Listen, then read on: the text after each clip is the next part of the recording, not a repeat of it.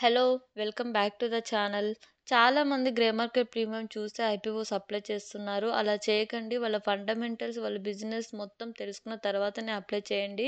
ఒకవేళ బిజినెస్ బాగుండి grey market premium లేకపోయినా లిస్టింగ్ అయిన తర్వాత కూడా మంచి రిటర్న్సే ఇస్తున్నాయి.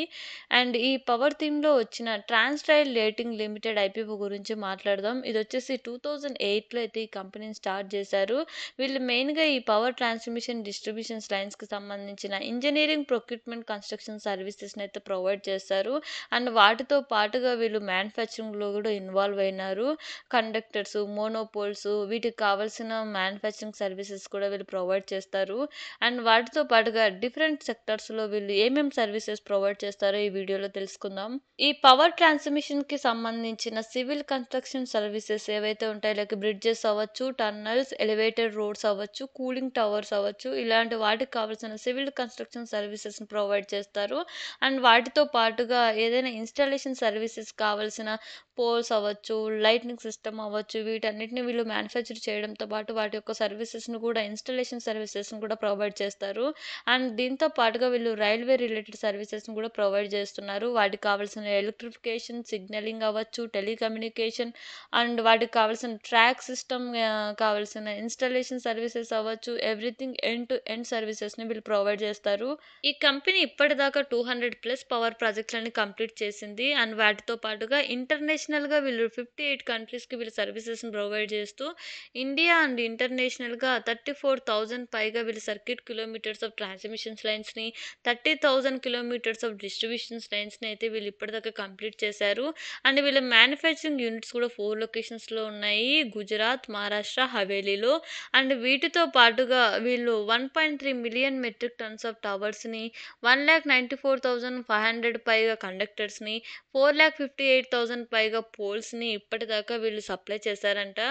సో, ఇండియా నుంచి వీళ్ళకి మనం ఇయర్ ఆన్ ఇయర్ కంపేర్ చేసుకున్నట్లయితే 41% రెవెన్యూ వస్తుంటే, ఔట్‌సైడ్ ఇండియా నుంచి వీళ్ళకి 58% రెవెన్యూ వస్తుంది.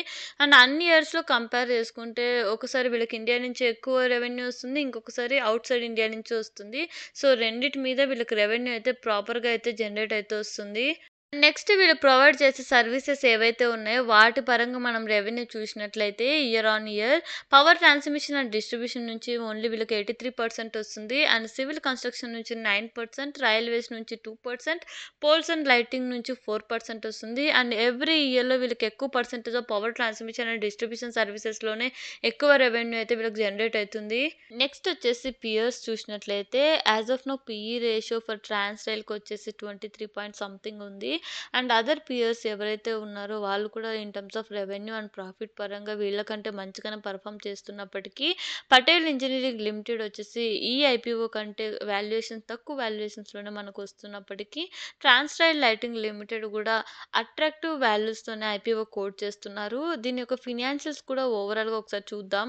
ఈ కంపెనీ యొక్క రెవెన్యూ 2022లో మనం చూసినట్లయితే 2,300 క్రోర్స్ పైగా ఉంది. 23కి అది 3,100 క్రోర్స్ పైగా, 24కి అది 4,100 క్రోర్స్ పైగా అయింది. ఆల్‌మోస్ట్ ఆల్ 30% ఇంక్రీజ్ అయింది. అండ్ పాట్ చూసినట్లయితే 64 క్రోర్స్ ఉండే 22లో, 23కి అది 100 క్రోర్స్ పైగా అయింది. 24కి అది 233 క్రోర్స్ పైగా అయింది. అండ్ వీళ్ళ బారోయింగ్స్ ఏవైతే ఉన్నాయో ఇవి ఇయర్ ఆన్ ఇయర్ కూడా ఇంక్రీజ్ వస్తున్నప్పటికీ అండ్ వీళ్ళ బిజినెస్ కూడా ఇయర్ ఆన్ ఇయర్ ఇంక్రీజ్ అయితూ వస్తుంది. అండ్ ఆర్డర్ బుక్ కూడా వీళ్ళకి 10,000 క్రోర్స్ పైగా ఉంది. యాజ్ సెప్టెంబర్ 31, 2024కి స్ట్రాంగ్ ఆర్డర్ బుక్ అయితే మెయింటైన్ చేస్తున్నారు. అండ్ మిగతా డీటెయిల్స్ ఈ ఆర్ఓఈ 24% మెయింటైన్ అయితుంది. డెబ్ట్ అండ్ ఈక్విటీ వచ్చేసి 0.56 అండ్ పాట్ మార్జిన్స్ వచ్చేసి 5% మెయింటైన్ అయితున్నాయి. అండ్ ఆర్ఓఎన్‌డబ్ల్యూ వచ్చేసి 21% మెయింటైన్ అయితుంది. నెక్స్ట్ వచ్చేసి ఈ కంపెనీ యొక్క ఐపీఓ డీటెయిల్స్ చూద్దాం. డిసెంబర్ 19థ్ ఓపెన్ అయ్యి 23న క్లోజ్ అవుతుంది. లాట్ సైజ్ వచ్చేసి 34 షేర్స్. ఫేస్ వాల్యూ వచ్చేసి 2 పర్ షేర్. ప్రైస్ బ్యాండ్ వచ్చేసి 410-432 పర్ షేర్. అండ్ ఐపీఓ ద్వారా వీళ్ళు 838 క్రోర్స్ రైజ్ చేస్తుంటే అందులో ఫ్రెష్ ఇష్యూ వచ్చేసి 400 క్రోర్స్. ఆఫర్ ఫర్ సేల్ వచ్చేసి 438 క్రోర్స్ పైగా. అండ్ రీటైల్ మినిమమ్ లాట్ వచ్చేసి 14,688 రూపీస్. అండ్ మిగతా డీటెయిల్స్ మీరు ఒకసారి స్క్రీన్‌లో చూడొచ్చు. ఈ కంపెనీ యొక్క peers, financials, business and order book everything మనం డిస్కస్ చేసాము. అండ్ మెయిన్ థింగ్ వీళ్ళకున్న రిస్క్ ఫ్యాక్టర్స్ కూడా ఒకసారి చూద్దాము. గవర్నమెంట్ ఇండియా లిమిటెడ్ ఇదొచ్చేసి ఇన్‌ఫ్రా కంపెనీ అనమాట. పాస్ట్‌లో వీళ్ళు సబ్సిడరీగా వర్క్ చేశారు.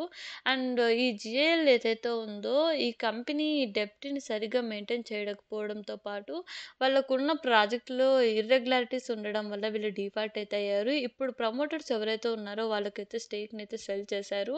అండ్ పాస్ట్‌లో ఈ కంపెనీకి సంబంధించిన బుక్స్‌లో కూడా ఇర్రెగ్యులారిటీస్ ఫౌండ్ చేశామని చెప్పేసి మినిస్ట్రీ ఆఫ్ కార్పొరేషన్ అఫైర్స్ ఏవైతే ఉన్నాయో వాళ్ళైతే ఇన్స్‌పెక్ట్ చేశారు. అండ్ వీటికి సంబంధించిన పెనాల్టీస్ ఆర్ రెగ్యులేటరీ యాక్షన్స్ కూడా ఉండొచ్చు. వీటికి తగ్గట్టుగా ఏమైతే అప్డేట్ అయితే ఇప్పటివరకు రాలేదు. అండ్ లాంగ్ టర్మ్‌కి ఇన్వెస్ట్ చేసేటప్పుడు ఇవన్నీ మనము అబ్జర్వ్ చేయాలి. And as of now grey market premium అయితే 28% అయితే మెయింటైన్ అయితుంది. ఓన్లీ గ్రే మార్కెట్ ప్రీమియం చూసి అప్లై చేయకుండా వాళ్ళ బిజినెస్ అండ్ వాళ్ళ ఫినాన్షియల్స్, రిస్క్ ఫ్యాక్టర్స్ ఎలా ఉన్నాయో అబ్జర్వ్ చేసిన తర్వాతనే అప్లై చేయడం మంచిది. అండ్ వీటితో పాటుగా ఈ కంపెనీ మంచి అట్రాక్టివ్ వాల్యుయేషన్స్‌తోనే కోట్ చేస్తుంది కాబట్టి మార్కెట్‌లో కూడా మంచి డిమాండ్‌ని క్రియేట్ చేయొచ్చు. అండ్ మీలో ఎంతమంది ఇలాంటి ఐపీఓస్‌లో ఇన్వెస్ట్ చేయాలని ఇంట్రెస్ట్ ఉంది? అండ్ ఈ ఐపీఓలో ఇన్వెస్ట్ చేస్తున్నారా లేదా కింద కామెంట్ చేయండి. Thank you for watching.